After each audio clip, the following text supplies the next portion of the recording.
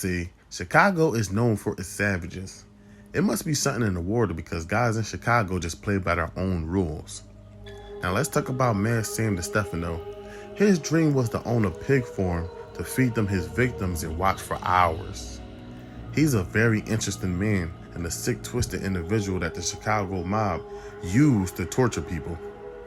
He was considered the worst torture murderer in the history of the United States. Now that's a problem you don't want at your doorstep. He did some out-of-pocket shit, and you would think the mob would check him for it, but they just knew he was mentally unstable. This guy didn't belong on the streets at all. His bread and butter was loan sharking, and he would just pray his guys wouldn't pay him so he could torture them in his basement. It's been alleged that he had a torture chamber in his basement, but I don't believe it. I don't think someone will go that far, but then again, we have some crazy people out here. He once chained a guy to a radiator, tortured him, set him on fire, put the fire out, and forced the man's family to urinate on him. He would give his loan sharking victims gifts for a cover-up just in case he had to get rid of them, and it would show how close he was to the victim, which means nothing. It was alleged that he worshipped the devil. He once rolled on the ground like he was possessed, screaming, "Satan, I am your servant." I mean, what do you do if you see someone doing that? And why would you ever come back around that person? The mob did not let him become a made man no matter how much he killed for them or no matter how much money he made because of his sick ways.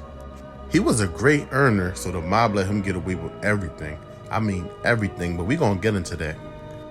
The Mafia used him but kept a good distance from him. A lot of guys didn't even want to be around him, and when it came to women, he took what he wanted. He was found guilty for sexual assaulting a 17-year-old girl. He was with several other guys and he forced the girl into the car, took her to a garage, and he was sentenced to 3 years in prison. But of course, a guy like this will be in and out of jail. When he was released, he didn't waste no time robbing a grocery store. He would end up getting shot by a cop but would escape. A year later, he would be sentenced to 40 years for a bank robbery, but will only do 9 years before his release. He would return to prison 3 years later for having counterfeit food stamps. Shit, I don't blame him for that. Times are hard. But he would do some smart street investments using his bank robbery money to loan sharking, 20 to 25% a week interest. He would also purchase an apartment building to have some clean income coming in. He would also use his money to fix cases for a fee. He would pay off city officials, judges, and police. For example, if you want him to fix a murder case, you'll be paying them 20 to 30K. Now, he was married, but he treated his wife like shit. He once put a gun in her mouth and forced her to pull the trigger. And when the gun doesn't go off, he just laugh and tell her he removed the bullets. Now, this is some crazy shit. During an argument, he leaves the house, kidnaps a taxi driver at gunpoint, bring him to his house and force him to bang his wife. He once argued with a girl at a bar, gripped her up, took her into the bathroom to, the R word. And yes, he would be foaming at the mouth while doing this. After he came back, he would finish his drink and sit down like nothing happened, and no one did a thing. FBI agents would visit his home several times to question him about mob business, and he would come downstairs with no clothes on, exposing himself.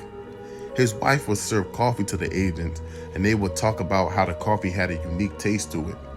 He would chip in and say there's special Italian coffee beans that he used, but months later, the agents would find out that he would urinate in the coffee. Should I stop or should I keep going?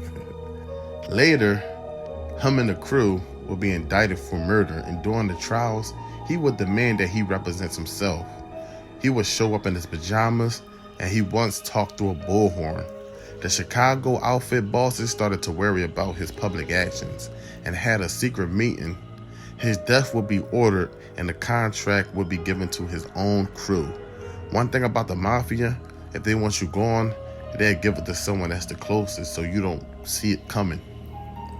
So April 14, 1973, he met with his brother and a couple of other people and was hit with a shotgun twice. His brother was in on it. One thing about the Mafia, they will use you until they don't need you no more. As soon as they're done with you, you could no longer serve, they could no longer benefit from you, it's lights out. And if you want to talk about morals, the Mafia should have been got rid of him for the stuff he was doing.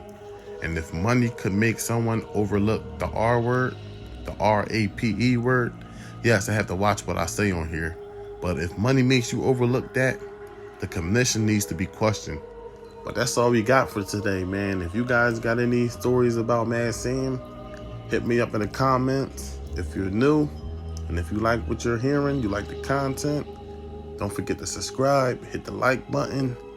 And that's all we got, man. Be safe. I'm out.